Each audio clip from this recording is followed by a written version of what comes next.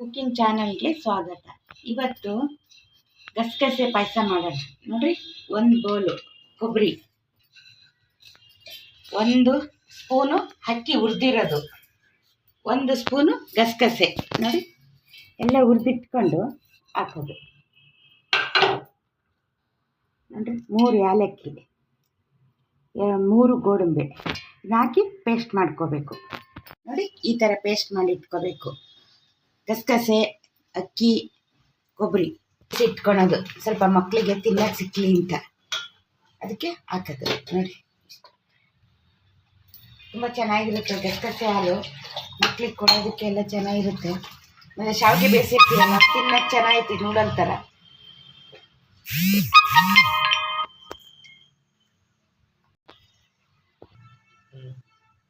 ನೋಡಿ, ಬೆಲ್ಲ ರುಚಿಗೆ ತಕ್ಕಷ್ಟು, ಎಷ್ಟು ಬೇಕು ರುಚಿ ನೋಡ್ಕೊಂಡು ಹಾಕ್ಬೇಕು ಬೆಲ್ಲನ. ಆಮೇಲೆ ಒಂದು ಸ್ಪೂನು ಹಾಲಿನ ಪೌಡ್ರು, ನೋಡಿ ಒಂದು ಸ್ಪೂನು ಹಾಲಿನ ಪೌಡ್ರು. ಅದು ಕುದಿಸ್ಬಾರ್ದು, ಸ್ವಲ್ಪ ನೊರೆ ಥರ ಬರೋಂಗಿದ್ರೆ ಸಾಕು. ಇಲ್ಲಾಂದರೆ ಅದು ಇದಾಗ್ಬಿಡುತ್ತೆ, ಒಂಥರ ಒಡೆದಂಗೆಲ್ಲ ಆಗ್ಬಿಡುತ್ತೆ. ಈ ಫುಲ್ಲು ನೊರೆ ಬರಬೇಕು, ಆಗ ಗಸಗಸೆ ಹಾಲು ತುಂಬ ಚೆನ್ನಾಗಿರುತ್ತೆ. ನೋಡಿ ಎಷ್ಟು ಚೆನ್ನಾಗಾಗಿದೆ. ನೋಡಿ ಈ ಥರ ಎಷ್ಟು ಚೆನ್ನಾಗಾಗಿದೆ ನೋಡ್ರಿ, ಥಿಕ್ನೆಸ್ ಆಗಿ. ಇದು ಅಷ್ಟೇ, ಕೊಬ್ಬರಿ ಎಷ್ಟು ಚೆನ್ನಾಗಿ ನುಣ್ಣಗೆ ಬಂದಿದೆ ನೋಡಿ. ಗಸಗಸೆ ಹಾಲು ರೆಡಿ.